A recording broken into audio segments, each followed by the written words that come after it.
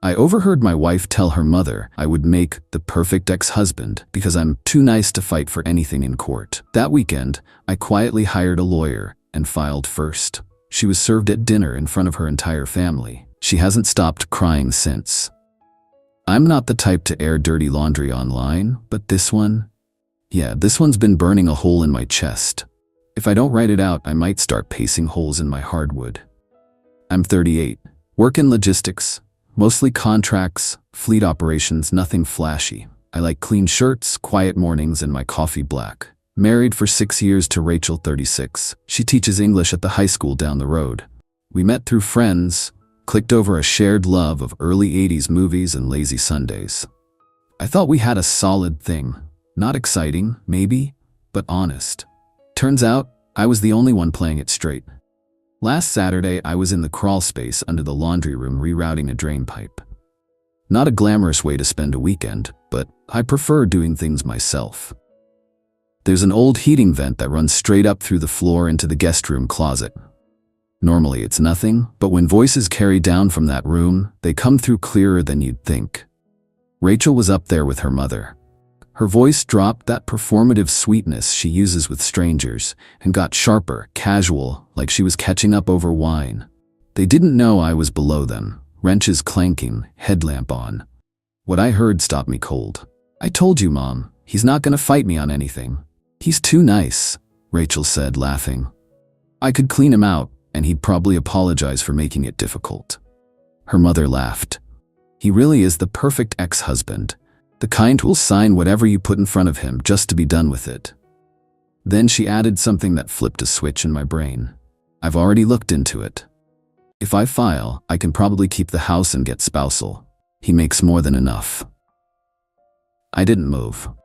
Just crouched there, hands still gripping the P-trap, listening to my wife and her mother plan how to dismantle my life, calmly, methodically. The same way I'd seen carriers try to weasel out of freight claims.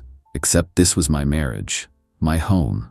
They didn't say anything about cheating, not directly, but Rachel did mention how someone like her shouldn't waste her best years babysitting a man with no ambition. I waited another 15 minutes down there. Let them finish. Let the rage cool until it turned to something harder, colder. Later that evening, she handed me a glass of wine and kissed my cheek like nothing happened. She watched a baking show on the couch, texting someone with a smile I didn't recognize. I sat beside her, nodded at the screen, and made a mental note to call the lawyer Monday. I wasn't going to raise my voice. I wasn't going to beg. I was going to file first. By Monday morning, I had a consultation booked with a local firm. Not one of those billboards on the freeway places either. This was a guy named Wexler. Quiet office, clean desk, ex-military demeanor. He looked over my notes. Yes, I brought notes, and didn't blink once. "You file first, you control the tempo," he said, flipping through a printout of our financials. "She's banking on passivity. That's an opening." From that moment, I stopped reacting and started preparing. I didn't move out.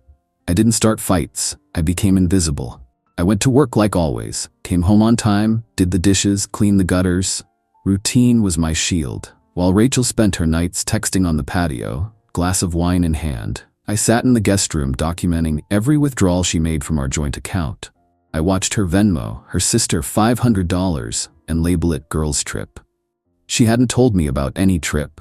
I made copies of everything. Statements, receipts, her recent Amazon sprees that included 2 suitcases and a new iPad. She didn't bother hiding it. She assumed I'd never question her spending. That was her mistake. Wexler connected me with a forensic accountant. Low-profile guy. Didn't even have a sign on his door. I gave him everything. Turns out, Rachel had been slowly moving small amounts into an old account she never disclosed during our joint financial planning, under her maiden name. Sloppy. Predictable. We had a joint credit card too. I froze it, then opened one in my name only and rerouted all autopay bills. I didn't say a word. The next time she tried to buy a $200 throw blanket from some Instagram boutique, it got declined. She looked at the screen like it betrayed her. "What's going on with the card?" she asked, sitting across the dinner table. I shrugged, calm. "Must be fraud or something. I'll look into it." That night she texted her mom again. I know because she left her phone open on the couch while she showered. He's clueless, probably forgot to pay the bill again. Can't wait to be done with this. I took a picture of that message too. Meanwhile, I went through the house cataloging everything that was mine before the marriage. Tools, furniture, even the old truck title. Wexler said it'd matter, especially since we were in an equitable distribution state.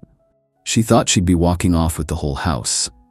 She didn't know I had bought it 2 years before we ever met, and still had the original deed. I also started recording any argument she initiated. Nothing illegal, just for my own safety. If she tried to twist anything later, I'd have timestamps, tone, and context. The best part? She started getting comfortable. That smug confidence that people show when they think they've already won. It was written all over her face every time she walked by, humming, phone in hand, half smiling at something she never shared. She wasn't prepared for what was coming. Because I wasn't building a defense, I was setting a trap. I filed at 3:45 p.m. on a Friday. It was done quietly, just the way I wanted it. No loud arguments, no crying fits, no pre-fight bluffing. Wexler sent the papers through the courthouse system and walked me through the next steps like a man coaching someone through a controlled detonation. Everything was timed. We would serve her on Sunday. Not just any Sunday, family dinner Sunday. Her mother, her sister, her brother-in-law, all sitting around the long oak table she inherited from her grandmother. She insisted we host it every other week. She wanted the house? Fine. Let her get served in it. Saturday came and went like any other day. She went to yoga, then brunch with her sister, then came home buzzed and talking about how we should probably go through the garage soon, figure out what we're keeping. I nodded, told her sure, whenever she wants. I watched her fold my future into a box in her head, thinking I'd be too weak or stunned to push back. I went to bed early. Didn't sleep much. Sunday morning, I vacuumed, cooked, kept the charade going. She noticed. "You're in a good mood," she said, pouring her second mimosa before noon. "Just trying to be helpful," I replied. By 4, the house smelled like roast and rosemary. She had jazz playing on the Bluetooth speaker and a new candle burning in the entryway. She looked like the poster child for Pinterest marriages. Her family showed up a little after 5, all at once like they always did. I shook hands, passed out drinks, played the role. I sat at the head of the table, same as every time. Rachel's mother sat beside her, the same woman who told my wife I was too soft to stand up for anything. We made it through salads, small talk, and half the roast. That's when the knock came. Rachel frowned. "Did you order something?" I shook my head. "Nope, probably a neighbor." I didn't move. I just chewed my food and let the silence stretch. She sighed and stood. I watched her walk barefoot toward the door, glass of wine still in hand. From the dining room, we heard the muffled exchange. "Rachel Morgan?" Yes. You've been served. Have a good evening." There was a pause. Then the unmistakable sound of a thick envelope being opened. The clink of her wine glass hitting the floor. She walked back into the dining room holding the paperwork like it was radioactive. Her hands were shaking. Her eyes scanned the top page over and over like the words would rearrange themselves if she stared long enough. Her mom looked up. "What's going on?" Rachel tried to speak. Nothing came out. I set down my fork. "I filed," I said evenly. 3 days ago. I'm seeking sole ownership of the property, division of assets based on individual contribution, and I've already frozen all joint accounts. I'll move out once a temporary order is established. My attorney's contact information is in the packet." Her brother-in-law looked like he wanted to disappear. Her mother's jaw hung open. You can't just..." I stood. "Dinner was lovely. I'll leave you all to finish." And I walked out the front door. I didn't go far. Just drove to the park down the street and sat in the truck. Watched the sun drop below the tree line while the engine ticked quietly. I had a duffel bag in the back, change of clothes, charger, documents, everything I needed for a few days. I didn't want to be around when the fog lifted, and Rachel realized this wasn't a scare tactic. It was done. My phone lit up about 30 minutes later. First it was Rachel, then her mom, then Rachel again. No voicemails, just back-to-back calls like they thought sheer volume would change something. I didn't pick up. I spent the night at a buddy's house. He offered a whiskey and didn't ask questions. Monday morning, I met with Wexler again to finalize the asset disclosures and submit the supporting documentation.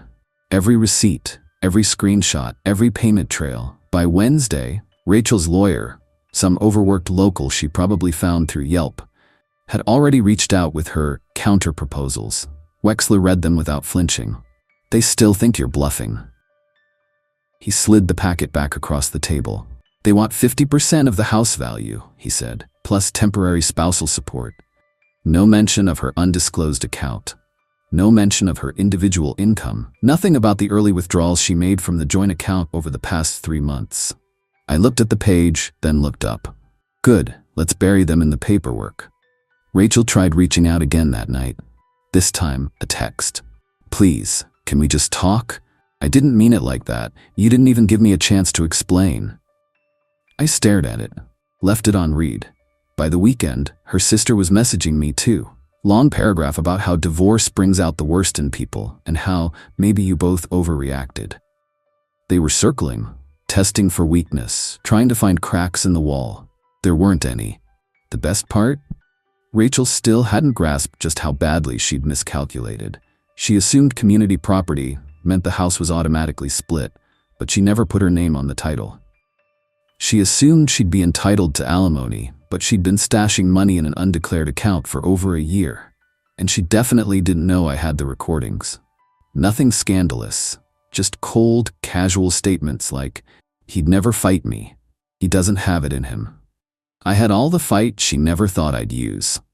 I just kept it under the surface. Her lawyer backed down on the spousal support after Wexler submitted her hidden account balance. They tried to argue the house was effectively marital property. Wexler buried them in ownership history and proof of separate maintenance. By the second week, Rachel finally stopped trying to argue and started trying to talk.